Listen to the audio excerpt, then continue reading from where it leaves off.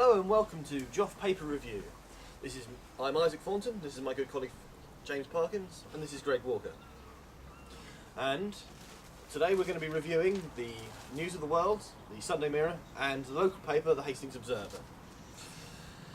Now, to kick off, I think Greg will read the News of the World. So this is the News of the World of today, July the 26th. A leaf through as I was. First story that caught my attention was the story of the bloke who flew the plane across the channel. Yeah, I heard about this. It was the Valerio 11, if I remember something right. like that, yeah. It flew 100 years ago, today, 100 years ago yesterday. But those health and safety officials, because it was a bit windy, and this airplane can't fly in the wind apparently. So yeah. It's not really good. No. But I mean, if you'd have told 100 years ago Louis Valerio that, he'd have just flown it anyway, which he did, because he flew it through a rain cloud. Apparently 500 enthusiasts were devastated by it, which is a bit of a shame. I can't imagine 500 French people were that interested in anything. But it was also on the Dover side, Greg. The news story was there. Well, I still can't believe the 500 French people would be interested in it. Unless they're surrendering. Unless they're surrendering. Or on strike somewhere. Throwing fish at fishermen. Yeah. And stuff, yeah. Something else which was quite funny, which was the story of Kerry Katona, who her husband has decided that he wants a divorce because he's a big fat nigger. It says here that troubled Kerry Katona's layabout husband Mark Croft is divorcing her after telling pals she's turned into a lard arse and I'm not going to bed with that.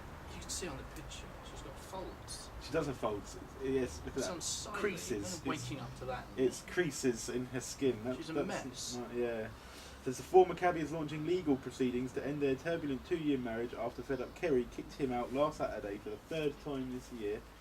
The distraught Iceland ad star. See, I think that's where she went wrong.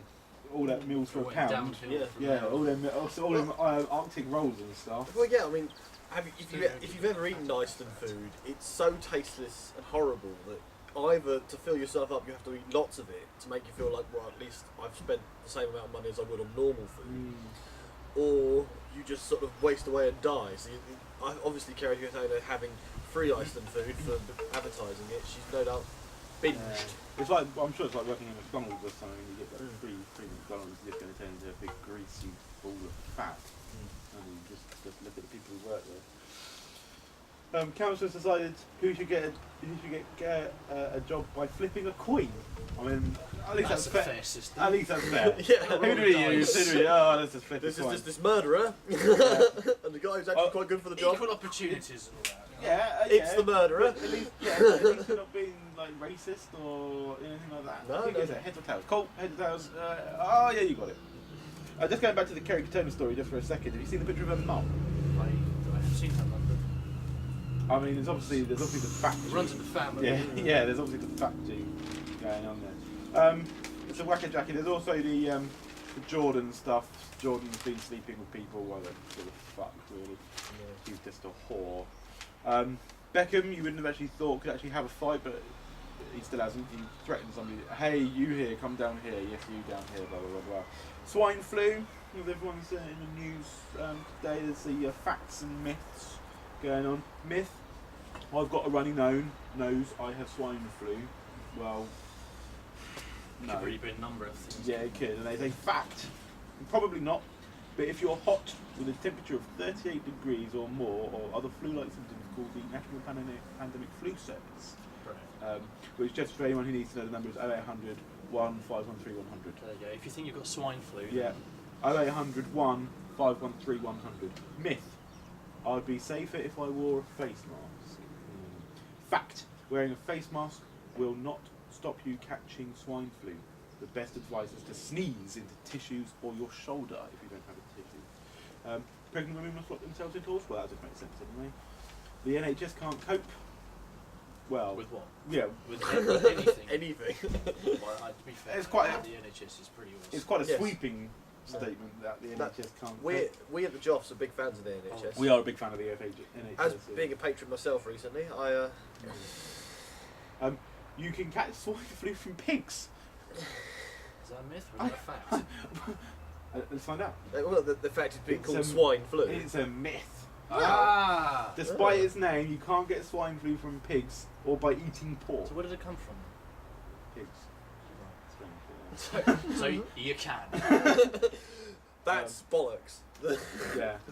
News of the world. Use the world, Although- yeah. You can't catch swine flu from pigs, even though Well, you can. I think what they're saying though is that it's because it's like mingled with the human flu, Does it mean not now, but you probably could before? probably. And then the last myth is awesome. We're all going to die. Thanks, News of the world. That's Don't panic, but we're all going to That's die. not sensationalistic journalism, is it? No. We're all going to die. At its finest. Yeah. Most people will only have mild symptoms and make a full recovery. And then there's a little thing here, right? So depending on where you live in the country, obviously in the world, we're only going for the UK viewers here.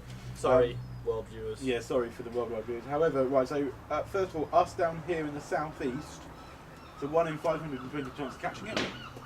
Brilliant, that's not bad. For those of you who are living in the London area, You're fucked. there's a 1 in 325 chance of getting it. For those of you living, the hardest area is the northeast. So any of you living in like the Gateshead, Newcastle area, we've got a 1 in 351 chance of catching swine flu. And they haven't. Scotland, you've got fairly good odds of being all right. 1 in 1,375. And Northern Ireland is the place to be. That's one chance in 3,026. So that's not too bad. But the worst place to be in the capital, however, would have to be Enfield. 278 cases reported already. Yeah. Are you infected? Many of those. If you think you've got normal flu, you've probably got swine flu. So good luck with that. But Tamiflu is an overall anti-flu viral agent, which means so even if you just have normal flu, take Tamiflu. Yeah, but I think the chances of having normal flu at the moment are probably quite low. I think it's probably going to be your swine flu. Now, there's a story of rags to riches and then back to rags again. I haven't actually bothered reading the whole story because it did run to nearly 2 pages worth of crap. However, from what I could work out, the basic thing is that a bloke won the lottery, went from a shitty council house to a 6-bed mansion with a pool, bought a 79 grand Bentley, a 64 grand BMW, 48 grand Range Rover and a 79 grand Jaguar, and then went back to a shitty council estate house and a 600 quid Saab.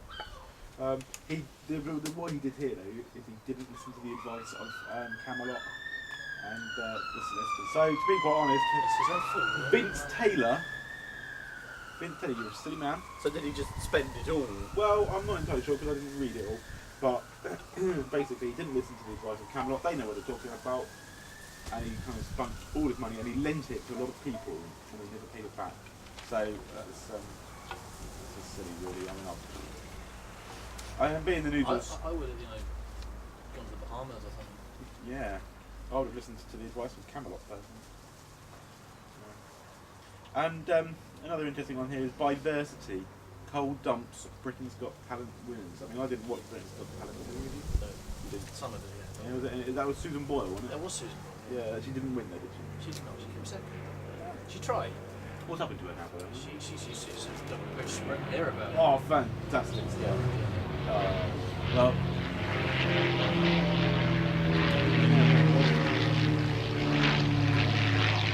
Britain's Got Talent winners diversity has been given a bit by Simon Cowell. The dance troupe won't get a big money deal as company Cisco focuses on making runner-up Susan Boyle a global music star. Oh, there we go. Well done, Susan Boyle. Yeah, a source revealed Simon isn't going to sign diversity. He's a music manager, and his talent is turning people into singing stars. Good for him. She was robbed. It was probably a fix, I don't know. Yeah, probably, I don't know, or care. Well, who can we go and see? We can go and see JLS. Oh, My word, who are they? Lily? But they're playing in Brighton. are they? Lily's Brighton. playing in Brighton. Brighton on the 9th of February. Lily Allen, all your girlfriends in town. Bass Hunter. Aha! Aha! Aha! They're playing at the O2 Arena on the 4th of November. And there's Alison as well playing. Alison Moyet. I know, I know the pronounce it probably. What a posh name. And there's kind of a load of crap in here. But my favourite page in any of the red tops. This is the agony art.